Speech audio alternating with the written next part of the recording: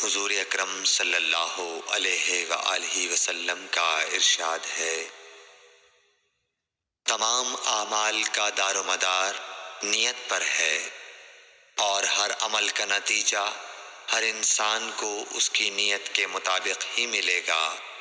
بس جس کی ہجرت دولت دنیا حاصل کرنے کے لیے ہو یا کسی عورت سے شادی کی غرض سے ہو، بس اس کی ہجرت انہی چیزوں کے لیے ہوگی جن کے حاصل کرنے کی نیت سے اس نے ہجرت کی۔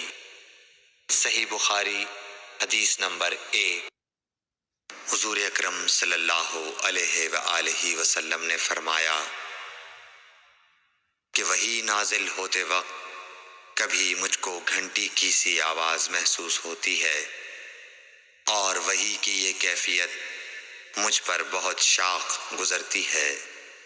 جب یہ کیفیت ختم ہوتی ہے تو میرے دل و دماغ پر اس فرشتے کے ذریعے نازل شدہ وحی محفوظ ہو جاتی ہے، اور کسی وقت ایسا ہوتا ہے کہ فرشتہ بشکل انسان میرے پاس آتا ہے اور مجھ سے کلام کرتا ہے، بس میں اس کا کہا ہوا یاد رکھ لیتا ہوں۔